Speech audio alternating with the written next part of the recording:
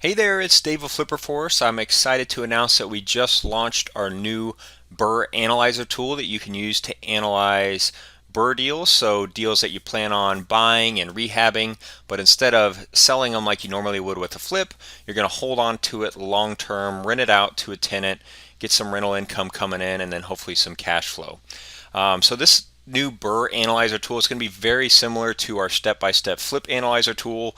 The main difference is we add in the second phase. So the first phase is you're going to be analyzing the buy and the rehab to determine how much short-term sweat equity you can actually build into the deal by buying a distressed property at a discount, making smart renovations to the property to increase the property value so that way you can build that sweat equity into the deal. So again, it's just kind of the first phase is really like analyzing a flip. How much equity and profit can you build into the deal? And then the second phase is how much rental income and cash flow can you generate long term by holding on to the property and renting it out to a long-term tenant. So let's run through a quick deal just to kind of show you how it works. Once we get done with this, why don't you guys take a test drive, take the BRRRR Analyzer on a test drive and test it out with your own projects. Let us know what you think about it. If you got any feedback or anything, let us know. It's certainly our first iteration and kind of a work in progress. So if you do have any feedback, just let us know. So again, the first phase is like analyzing a flip. You're basically just calculating the amount of equity that you can build into the deal up front. So let's say that we can resell the property for $325,000. We can purchase it maybe for around $150,000.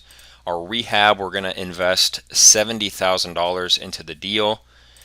And one of the first things you'll notice is we added this vacancy during rehab. So if you had maybe a multifamily property where you're going to be going through each unit kind of staggered, maybe one unit would be rented while the other unit you're renovating, you might have a vacancy during rehab that's not 100%, but usually on a single family you're not going to be able to have tenants in there while you're doing the renovation. So the assumption is that it's going to be 100% vacant during the rehab. So that's what we're showing there. When we get our new results page built, you'll see that reflected in some of the rental income projections that we'll have on that page there. So anyways, the next stage is going to be your fixed costs, so your buying costs, your holding costs, and your selling costs. So when you buy your rental property, you're going to have to pay some buying costs up front. We're just going to use a percentage of the purchase amount. So 2% times the purchase price of $150, that's going to be about $3,000.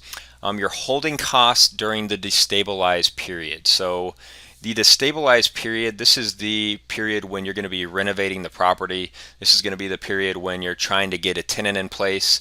So you can see right here we've got rehab period, and then we've got the tenant screening period. So let's say that we think it's going to take us about 4 months to renovate the property, and then it's going to take us 2 months to actually find a tenant and get that tenant get the lease signed and everything like that, and actually get them into the property. So you can see the property is not going to be stabilized until the end of 6 months. Stabilized meaning we're not going to be able to generate rental income for the property until the end of the 6th month. And so during that period, we're going to have holding costs. So we're going to be paying our property taxes, our utilities, our insurance. You can calculate that by just plugging in a value here, or we've got some detailed breakdowns of how you can calculate that as well. So if you've got $200 a month in taxes, maybe $300 a month in utilities while you're renovating the property. You might have some insurance that you're going to have to be paying to insure the property, and then maybe there's some maintenance. So you can see while we're renovating the property and trying to get that tenant in place, we're going to end up spending around $4,200 over that 6-month period. So it's kind of like an operating expense. But it's really during the renovation process and that destabilized period when we're trying to get the property tenant ready and get that tenant in place. So we're going to have about $4,200 trying to get the property ready, paying holding costs. And then we've got our selling costs. So when you have a rental property, you may not sell it obviously right away because you're planning on holding on to it long term. Maybe you're going to sell it in 10 years, 30 years, whatever that is. But at some point down the road, you are going to have to pay some selling costs to actually sell the property. So that's why we have that on here, is you really need to take that into account, because that will reduce the amount of equity that you've got in the deal. So we're just going to plug in 8% here. At some point down the road, we're going to have to pay those selling costs. So that's why we want to plug that into our analysis, just so we take that into account.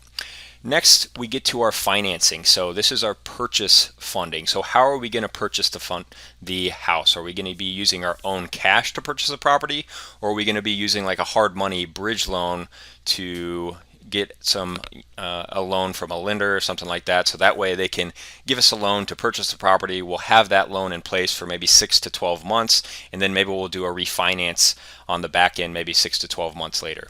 So let's show you the bridge loan here, and you can set up your bridge loan with some different terms here. It's kind of standard for a hard money lender to lend you at maybe 80% of the purchase amount and then 100% of the repairs. So let's just plug that in here. So we've got 80% of $150,000. So they're going to be giving us $120,000 for the purchase of the property, and which basically means that we're going to need about $30,000 as a down payment. And then if they're going to give us 100% of the repairs, that'll be $70,000. So 120 plus 70 is $190,000 loan is what we'll be getting as the bridge loan. And so let's plug in an interest rate, a high interest rate loan of about 12%.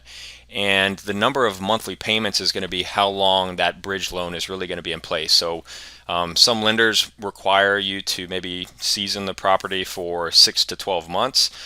So this could be 12 months or maybe it's 6 months, whatever that is for the property to be seasoned before you can actually refinance the property with that long-term amortized loan down the road. So that's something to consider is, what is that seasoning period?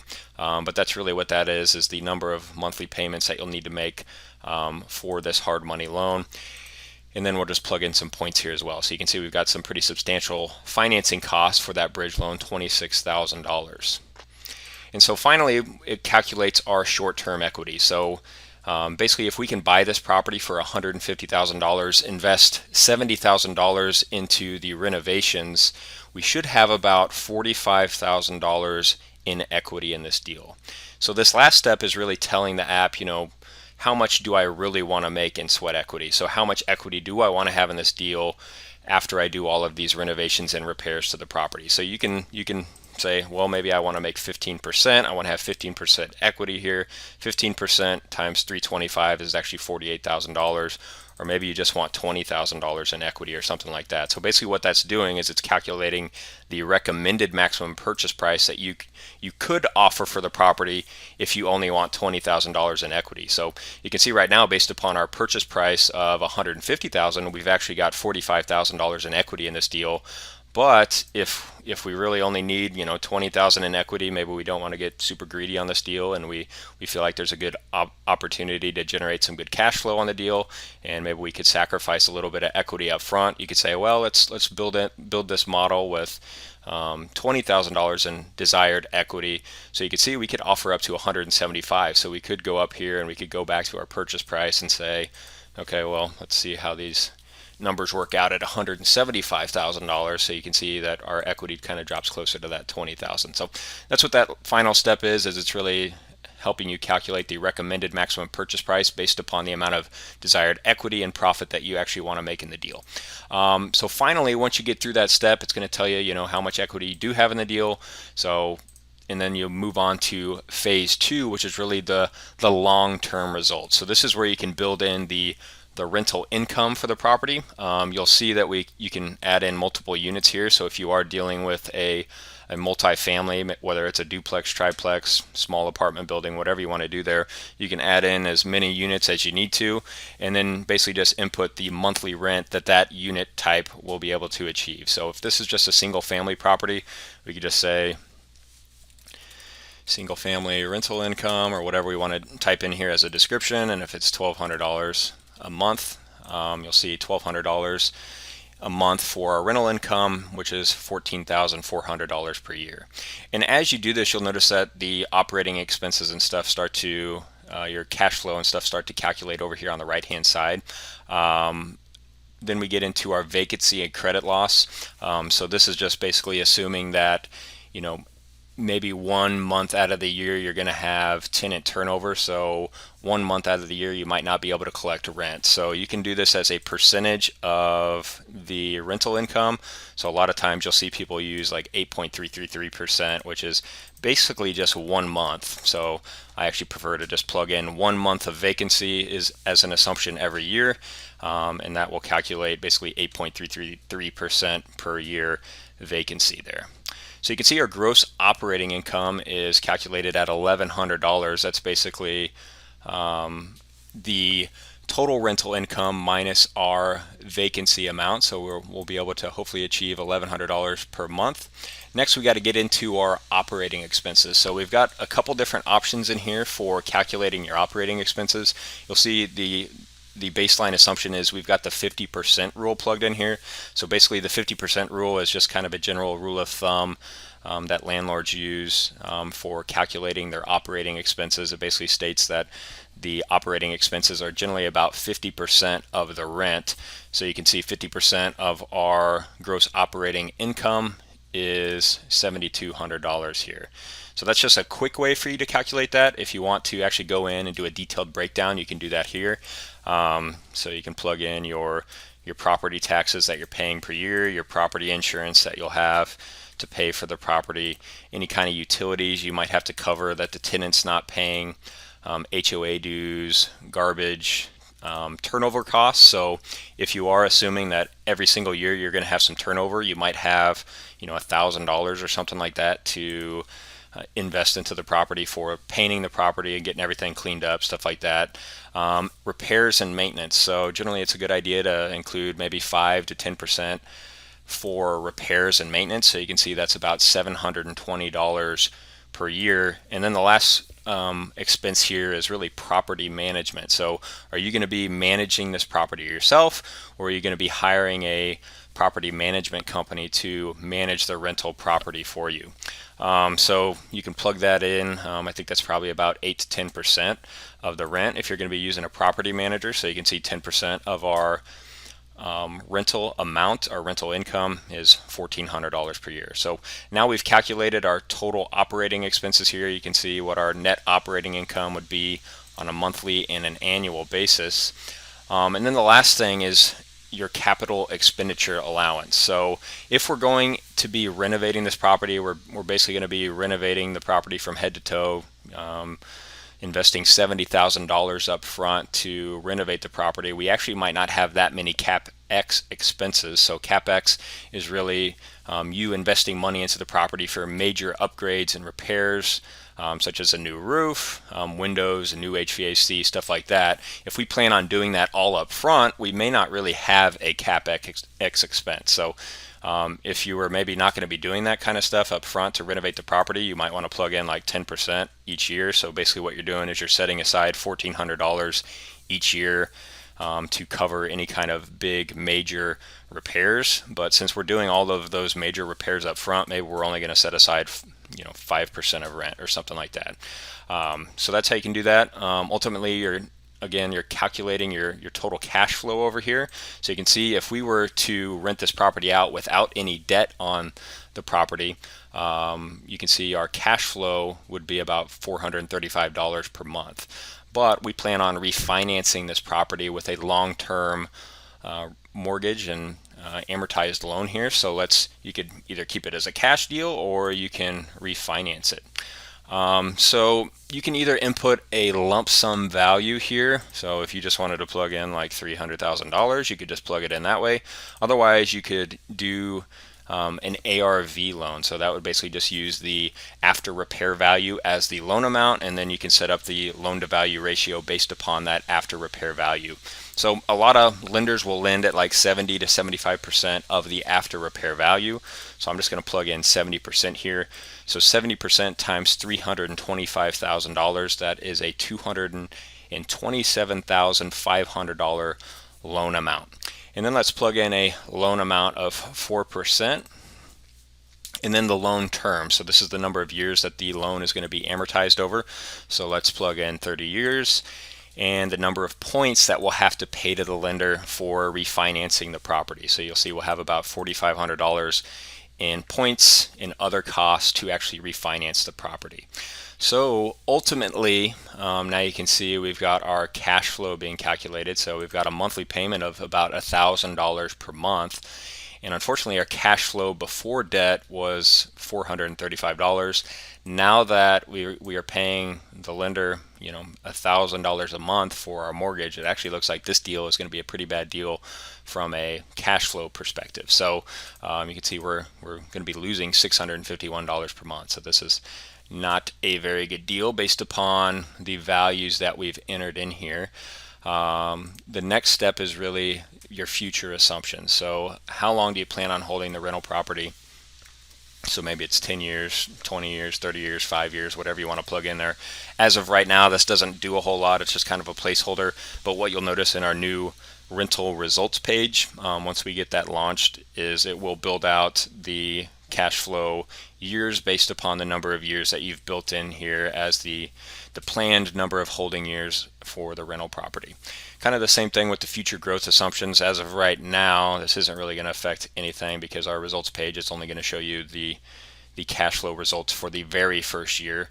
But what you'll notice once we get that new rental results page launched is that your income growth will grow over time, your expense growth will grow over time, your after repair value and your property value will grow over time based upon those percentages that you enter in here. So this is our temporary results page. It's basically just telling you the short-term equity and profit that you've got built into the deal. So again, you can see we had about $17,000 in short-term equity built into the deal. And then as far as the long-term rental results, it tells you how much cash flow after debt you can generate from the property. So about $17,000 in equity on this deal, but we're losing a whole bunch of money in cash flow. So this would not be a very good deal that I would look at unless there was some serious appreciations or some other ways to generate some money on this deal. Eventually, we are going to be revamping this results page. So let me pull that open for you real quick and kind of show you what we have planned. Alrighty, here it is. So here's our new rental results page. So again, that other temporary results page, that's just kind of a temporary page that we're going to have up there so that way you can at least see the short-term rehab results and then your long-term cash flow results. But this is going to be the summary page that'll show you basically all of the important KPIs and information that you'll need to know about how much sweat equity you can build into the deal, what your cash flow is going to be per year or per month, how much cash you're going to have left in the deal after you actually refinance the property. So you'll want to know, how much cash you'll have in the deal after you refi it, so that way you can take that money and reinvest it into a new deal in the future, and then really what your total return is going to be. So we'll have all of these KPIs in here, some cap rates, cash on cash return, return on equity, total return, rent to value ratio, all of the ratios you might expect to see with a typical calculator. We'll have those in here. Again, it's going to show you your short-term rehab results, your long-term cash flow results.